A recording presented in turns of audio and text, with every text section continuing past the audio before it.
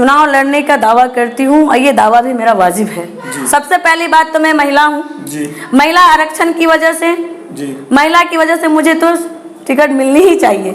आला कमान को ये देखना चाहिए कि महिलाओं को वो कितना सीट दे रहे हैं। तो सबसे पहली बात है कि मैं महिला हूँ और महिला की वजह से मेरा ये अधिकार, पूरा अधिकार है कि मैं अपने आला कमान से टिकट मांगूं और मैं चुनाव लड़ने के लिए पूरी तैयारी। हाट में बेदारी आ चुकी है, शिक्षा भी बहुत आगे बढ़ चुका है। यहाँ पर यहाँ के लोग भी अब पढ़ने लिखने लगे हैं, लोग जानने लगे हैं।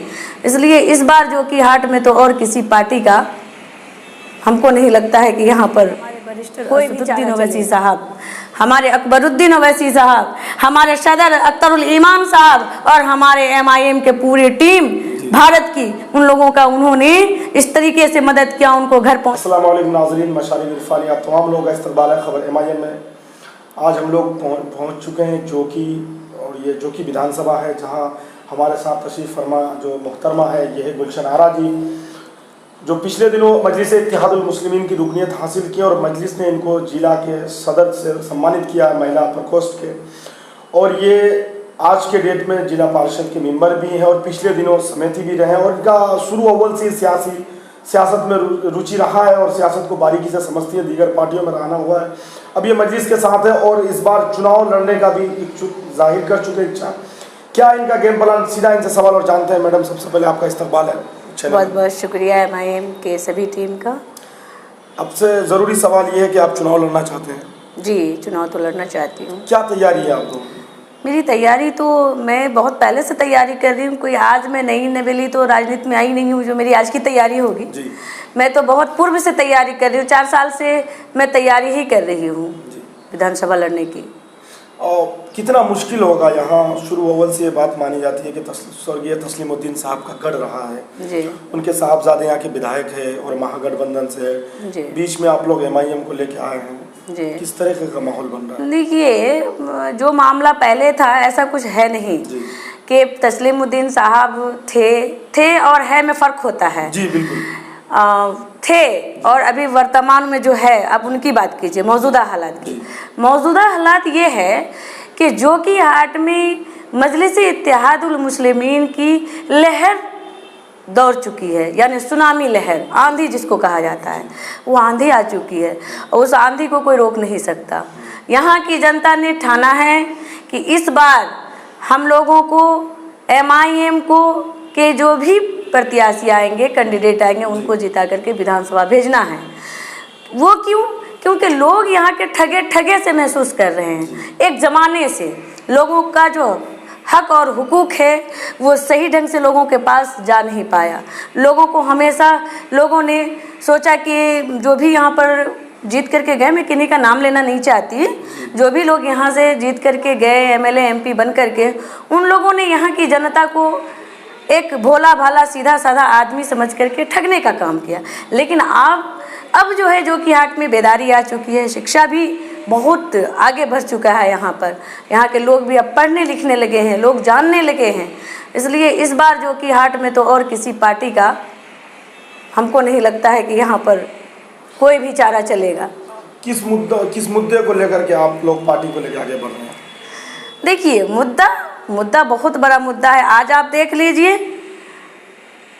हिंदुस्तान में जो NRC, CAA, NPR या और भी एक्ट, बहुत सारे जो अभी मोदी सरकार का जुल्म, मोदी सरकार का जो ये अत्याचार देश पर हो रहा है, इसके लिए आवाज़ बुलंद किसने किया? हमारे वरिष्ठ असदुद्दीन ओवैसी साहब। उन्होंने सदन में उन्होंने आवाज़ बुलंद किया, जिस सदन में बहुत सारे MLA MP की चूं तक नहीं निकलती है। हमारे वरिष्ठ असदुद्दीन ओवैसी साहब ने उनको नकारने का काम किया और उन्होंने कहा कि मैं नहीं मानता आपके कानून को। तो ये सबसे बड़ी बात है। लोगों के अंदर आज मोबाइल के माध्यम से, टीवी के माध्यम से लोग जान रहे हैं। वो संविधान के लिए लड़ाई लड़ने का काम किया। उन्होंने दबे कुचले, दलित, मजलूम, बेकस, बेसहारा सभी के लिए उन्होंने आवाज़ उठाया। तो लोग ऐसे नेता को ना वोट देंगे तो कैसे नेता को वोट देंगे? आज उनके नक्शे कदम पर हमारे रियासी सदर, राष्ट्रीय सदर जो है, सदर ये अख्तरुल ईमान साहब जो हमारे प्रदेश अध्यक्ष हैं, आज उनके नक्शे कदम पर चलने का काम कर रहे हैं और उन्होंने आवाज़ वो भी अपना बुलंद किए, पूरे सीमांचल को जागरूक किए, पूरे सीमांचल को बेदार करने का काम किया। और यहाँ की जनता आप देखे होंगे, मजदूर लोग जी बिल्कुल, दिल्ली से, बनारस से और दीगर जगह से पूरे हिंदुस्तान में फंसे हुए थे और खून के आंसू बिहार के जो लोग मजदूर बिहार यूपी के रो रहे थे, उस वक्त सहारा किसने दिया? हमारे बैरिस्टर असदुद्दीन ओवैसी साहब, हमारे अकबरुद्दीन ओवैसी साहब, हमारे सदर अख्तरुल ईमान साहब और हमारे MIM के पूरी टीम भारत की, उन लोगों का उन्होंने इस तरीके से मदद किया, उनको घर पहुंचाने में, उनको राशन पहुंचाने में, उनको आर्थिक मदद करने में, हर तरीके से मदद किया। तो नेता अब यहाँ की जनता ये चाहती है कि मुझे ऐसा नेता चाहिए। और पार्टी के लोगों ने क्या किया? मोबाइल स्विच ऑफ कर लिया। मोबाइल तो व्हाट्सएप पे दिया, फेसबुक पे दिया, लेकिन स्विच ऑफ कर लिया। यहाँ तक के DM, SP, DSP, प्रशासन तक भी मोबाइल स्विच ऑफ कर लिए। कोई किसी का मदद करने वाला नहीं।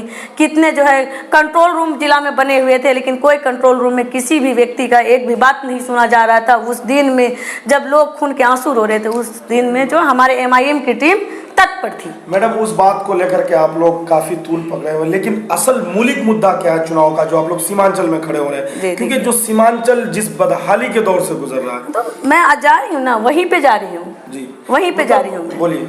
मैं वहाँ पे जा रही हूँ कि सीमांचल में मैंने पहले क्या कहा कि लोगों ने ठगने का काम किया, कहा नहीं, बताइए ना आपको। क्या बदहाली है? बदहाली है कि लोगों को रोजगार नहीं है जी।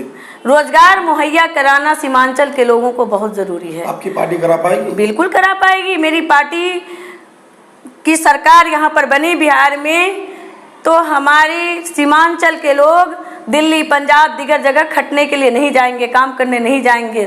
उनको हमारी सरकार सीमांचल के अंदर में ही रोजगार मुहैया करने का काम करेंगी।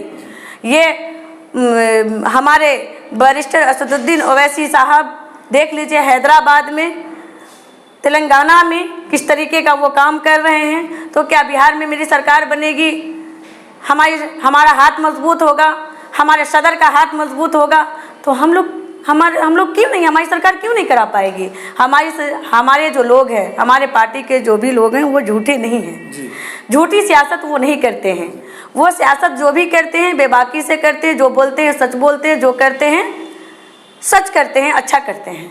मैडम, सीमांचल बदहाल है जी, इसका जिम्मेदार आप सीधे तौर पर किसको ठहराएं? क्षेत्रीय नेता या पटना की सरकार या केंद्र सरकार? कौन जिम्मेदार है सीमांचल को बदहाल करना? देखिए, सीमांचल को बदहाल करने में सारे लोगों का हाथ है। अव्वल दर्जे पे कौन? अव्वल दर्जे पर जो यहाँ के नेता चुन करके गए, उन लोगों का हाथ है। मैं नेता चुन करके जाऊंगी, सदन में अपनी आवाज़ को बुलंद नहीं करूंगी कि मेरे क्षेत्र में क्या चीज़ की ज़रूरत है, मेरे क्षेत्र के लोग किस हालत में रह रहे हैं, मेरे क्षेत्र का पुल पुलिया का ये हालत है, मेरे क्षेत्र के लोग भूखे रह रहे हैं, मेरे क्षेत्र के लोगों को रोजगार की ज़रूरत है। जब तक मैं अपने सदन में जा करके मैं आवाज़ नहीं होंगी, आवाज़ बुलंद नहीं करूंगी, तो मेरी भी सरकार रहेगी तो यहाँ काम नहीं होगा। तो कहने का मतलब है, कहीं न कहीं इस क्षेत्र के नेता की कमी की वजह से आज तक ये क्षेत्र पिछड़ा रह गया।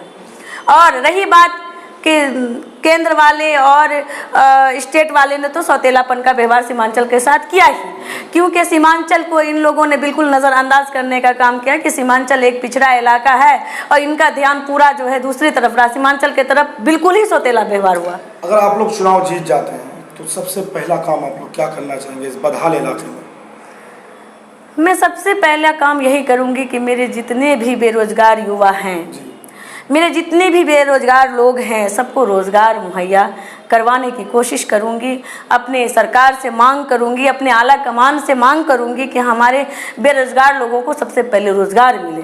पहले पेट भरता है, फिर दुनिया दिखता है। एक तरफ आप लोग दावा कर रहे हैं कि विकास नहीं हुआ, दूसरी तरफ NDA गठबंधन के लोग विकास के नाम पर भी वोट मांग रहे हैं। एक बात बताएं, देखिए, ये लोग मतलब होता है ना कि एक तरीके का ये हवा फैला रहे हैं लोगों में कि मैंने विकास किया। क्या विकास किया?